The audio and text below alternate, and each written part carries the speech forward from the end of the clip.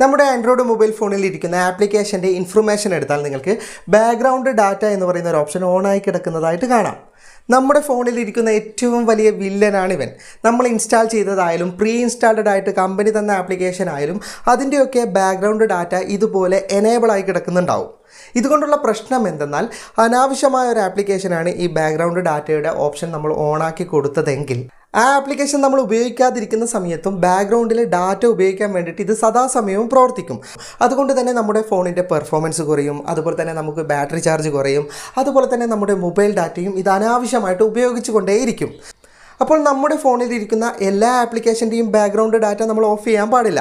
ചില ആപ്ലിക്കേഷന് നിർബന്ധമായിട്ടും ബാക്ക്ഗ്രൗണ്ട് ഡാറ്റ ആവശ്യമുണ്ട്, അല്ലെങ്കിൽ അത്തരം ആപ്ലിക്കേഷൻ പ്രവർത്തിക്കില്ല. അതായത് നമ്മൾ ഫോൺ ഇതുപോലെ ലോക്ക് ചെയ്ത് വെച്ച് കഴിഞ്ഞാലും ബാക്ക്ഗ്രൗണ്ടിൽ വർക്ക് ചെയ്യേണ്ട ആപ്ലിക്കേഷൻ ഉണ്ട്.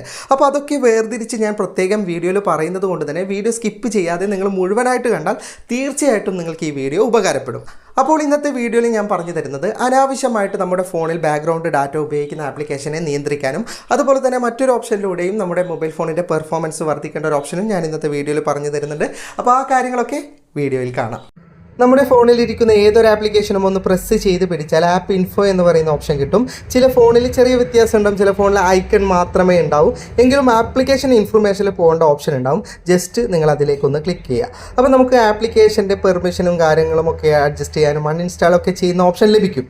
ഓക്കെ, ഇനി ഇങ്ങനെയല്ല എങ്കിലും ജസ്റ്റ് നിങ്ങൾ സെറ്റിങ്സ് ഓപ്പൺ ചെയ്യുക. അപ്പോൾ നിങ്ങൾക്ക് ആപ്പ് മാനേജർ എന്നൊക്കെ പറഞ്ഞിട്ടില്ലേ, ആ ഓപ്ഷൻ ഓൺ ചെയ്ത് കഴിഞ്ഞാലും ഇതിനകത്ത് ആപ്പ് മാനേജ്മെൻറ്റ് ഉണ്ടാവും. അതിനകത്ത് നമ്മൾ ഫോണിൽ ഇൻസ്റ്റാൾ ചെയ്തിട്ടുള്ള മുഴുവൻ ആപ്ലിക്കേഷൻ്റെ ലിസ്റ്റ് ഇതിനകത്ത് ഉണ്ടാവും. ഇതൊക്കെ 90% ആൾക്കാർക്കും അറിയുന്ന കാര്യമാണ്, അറിയാത്തവർക്ക് വേണ്ടി പറഞ്ഞു എന്നേ ഉള്ളൂ.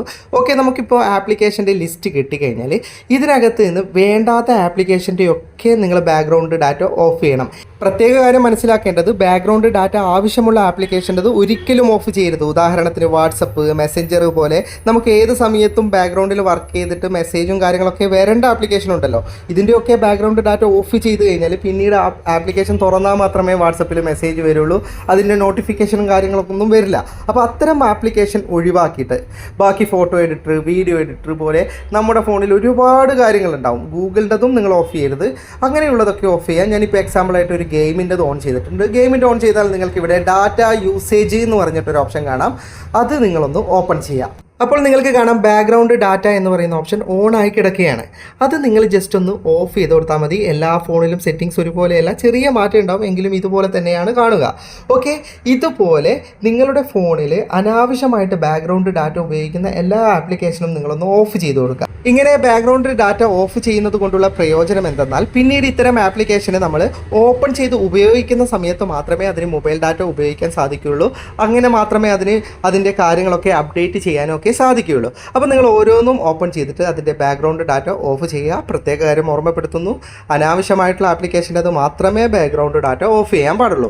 ഇതുപോലെ തന്നെ നമുക്ക് ഫോണിൻ്റെ സെറ്റിങ്സിൽ പോയിട്ട് നോട്ടിഫിക്കേഷനും നിയന്ത്രിക്കുക. അതായത് അനാവശ്യമായിട്ട് നോട്ടിഫിക്കേഷൻ പെർമിഷനുള്ള എല്ലാ ആപ്ലിക്കേഷൻ്റെ നോട്ടിഫിക്കേഷനും നിങ്ങൾ നിയന്ത്രിക്കുകയാണെങ്കിൽ ഫോണിൽ നല്ലൊരു പെർഫോമൻസ് നിങ്ങൾക്ക് ലഭിക്കുന്നത് കാണാം. കാരണം ഇത്തരം ആപ്ലിക്കേഷനൊക്കെ ചുമ്മാ വെറുതെ ബാക്ക്ഗ്രൗണ്ടിൽ വർക്ക് ചെയ്യും.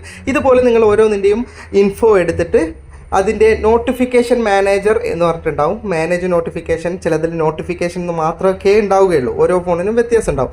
അതൊക്കെ അലോ ആയി കിടക്കുന്നുണ്ടാവും. ജസ്റ്റ് അത് ഓപ്പൺ ചെയ്തിട്ട് അതിൻ്റെ ബട്ടൺ ഒന്ന് ഓഫ് ചെയ്ത് കൊടുത്താൽ മതി. ഇവിടെയും നിങ്ങൾ ശ്രദ്ധിക്കേണ്ടത് വാട്സപ്പ് പോലെയുള്ള ആപ്ലിക്കേഷൻ്റെ നോട്ടിഫിക്കേഷൻ ഓഫ് ചെയ്യാൻ പാടില്ല. പിന്നീട് അത്തരം ആപ്ലിക്കേഷനിൽ മെസ്സേജ് വന്നാലൊന്നും നമുക്ക് നോട്ടിഫിക്കേഷൻ വരില്ല.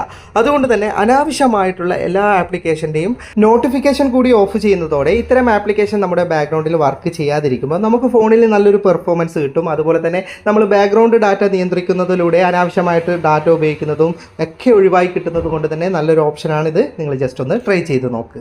വീഡിയോ ഇഷ്ടപ്പെട്ടെങ്കിൽ ലൈക്ക് ചെയ്യുക, നിങ്ങളുടെ അഭിപ്രായം കമൻറ്റ് ചെയ്യുക. ഒരുപാട് സുഹൃത്തുക്കൾക്ക് ഉപകാരപ്പെടും, ദയവായി ഷെയർ ചെയ്യുക. ഇതുപോലെയുള്ള വീഡിയോകൾ ദിവസേന ലഭിക്കാൻ ഫാറ്റ ടെക്കിൻ്റെ ഫേസ്ബുക്ക് പേജും യൂട്യൂബ് ചാനലും സബ്സ്ക്രൈബും ഫോളോയും ചെയ്യാൻ മറക്കരുത്. അപ്പോൾ വീണ്ടും മറ്റൊരു വീഡിയോയുമായി കാണുന്നത് വരെ ഗുഡ് ബൈ.